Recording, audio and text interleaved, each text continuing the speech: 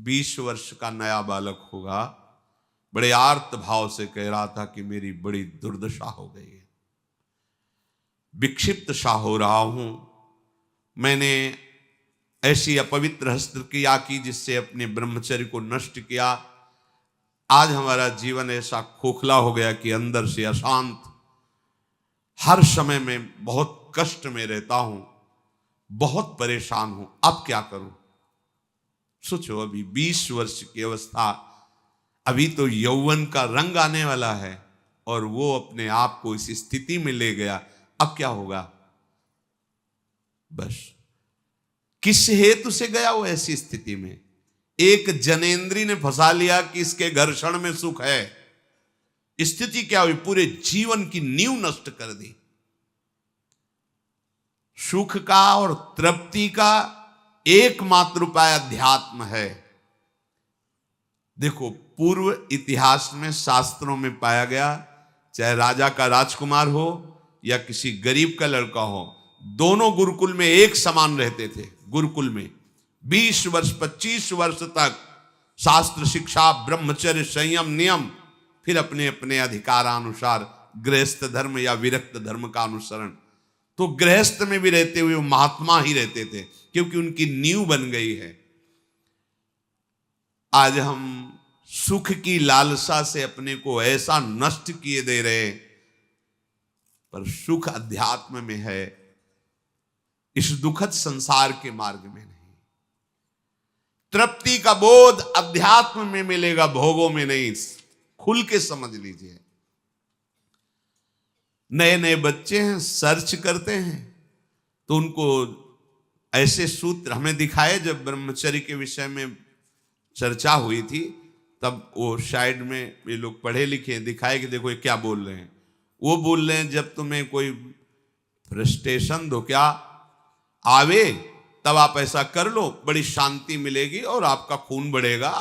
नए नए बच्चों को लगा कि सुख भी मिलेगा और स्वास्थ्य भी बढ़ेगा और फ्रस्ट्रेशन भी जाएगा, मतलब लाभ है। सर्वनाश कर दिया इन अज्ञानी लोगों ने, सर्वनाश कर दिया। ये उन महात्माओं के वचन हैं जो जीवन में अनुभव किए हैं। जो विषयी पुरुष भोगों को सुख मानता है वो निर्णय कर सकता है जीवन उज्जवल कैसे बनेगा, बलवान कैसे बनेगा।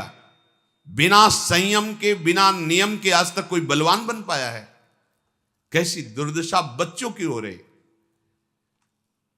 छोटे छोटे बच्चे जिनका भविष्य उज्जवल होना है, तेजस्वी होना है, जो हमारे देश के काम आवे, जो हमारे समाज के काम आवे, वो अपने शरीर की ऐसी दुर्दशा कर ली कि वो खुद जीने के लिए परेशान है।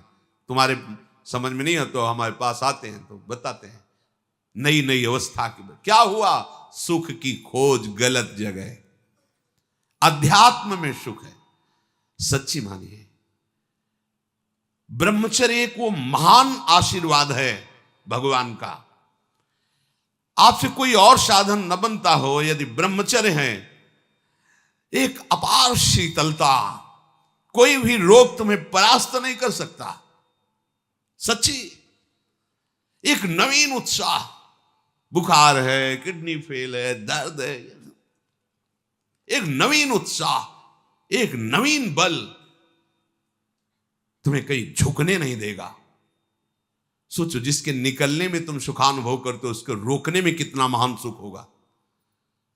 पर ये बातें ना तो स्कूलों में बैठ के समझाई जाती हैं, क्योंकि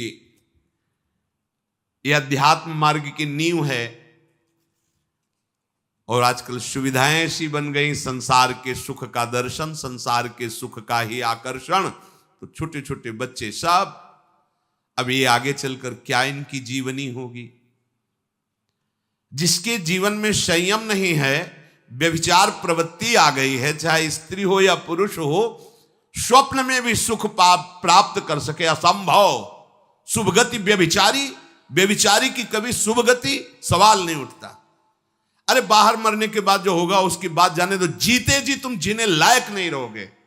यदि ब्रह्मचर्य के साथ खिलवाड़ करोगे तो जीने लायक नहीं रहोगे। देख लो परिणाम आत्मवंचित करने वाला होता है।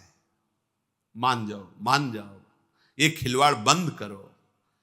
गृहस्थ धर्म में शास्त्र आदेश है संतानोत्पत्ति के लिए।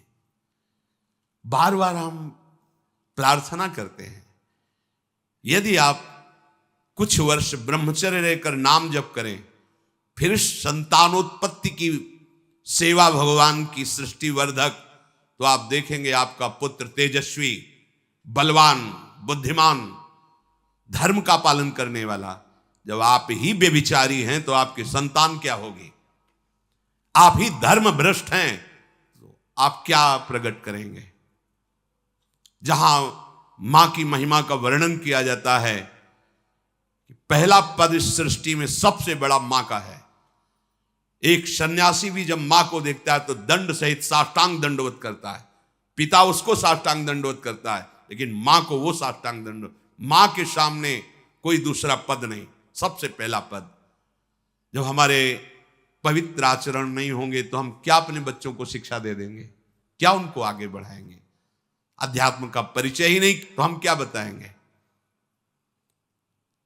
भोगों में तृप्ति आज तक किसी को नहीं मिली, यही भगवत प्राप्ति में सबसे बड़ी बाधा है। ज्यों ज्यों तुम भोग भोगोगे वैसे वैसे भोग आसक्ति बढ़ती चली जाएगी।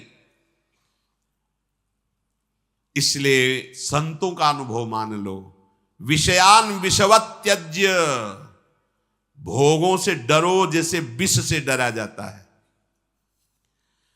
देखो अज्ञान की वृत्ति, जैसे अपने लोग संत वेश में हैं, भगवत मार्ग के पथिक हैं, हमारे सामने मदिरा की बोतल रखी जाए तो कैसा?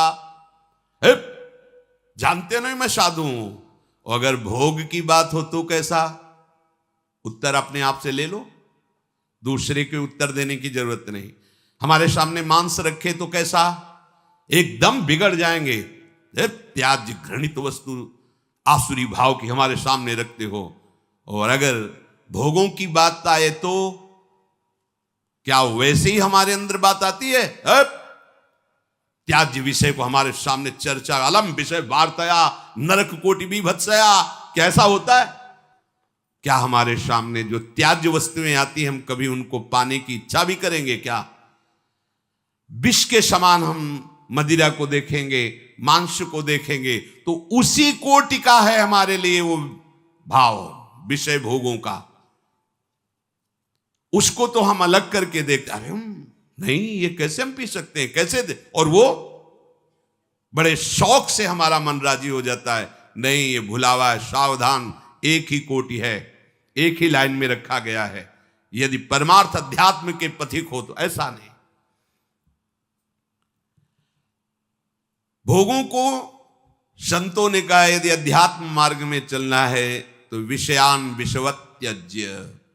जैसे विष को हम खा नहीं सकते, चाहे सुंदर रबड़ी में डाल के दिया जाए या खीर में डाल के दिया जाए, कोई हमें कान में बता दे कि विष है, इसमें विष मिला है, बस अब हम खा नहीं सकते, चाहे हाथ जोड़े चाहे पैर जोड़े। गुरुजनों ने कहा कि विषय विष से भी बड़ा भयानक है, मत भोगना। फिर हम ये बात क्यों स्वीकार नहीं कर पाते? जैसे रबड़ी में बहुत रति है, पर आके कोई बता दे इसमें विष मिला है तो बिल्कुल नहीं खा सकते, जबरदस्ती खवाना चाहे तो नहीं खा सकते। पर विषय, शास्त्र और गुरुजन कह रहे हैं विषयान विषवत त्यज्य। विषय बड़ा भयंकर विषय। विष तो एक शरीर नष्ट करता है, विषय तो अनेक जन्मों तक संस्कार विषय के फैला देता है। फिर हम राजी क्यों हो जाते हैं? क्या बात है? क्या गुरुजनों के अनुभवों पर हमारा विश्वास नहीं, या हम अध्यात्म मार्ग के पथिक नहीं? वो चैप्टर ही हमारा नहीं है। हमारा मार्ग अध्यात्म मार्ग है, चाहे गृहस्थ हो चाहे विरक्त हो। एक पत्नी व्रत धारण करने वाला गृहस्थ ब्रह्मचारी ही माना जाता है। जो केवल संतानोत्पत्ति के लिए गृहस्थ क्रिया करता है उसे ब्रह्मचारी ही माना जाता है। नाम जप करते हुए अतिथि सेवा, परिवार का पोषण, वो साधु ही माना जाता है।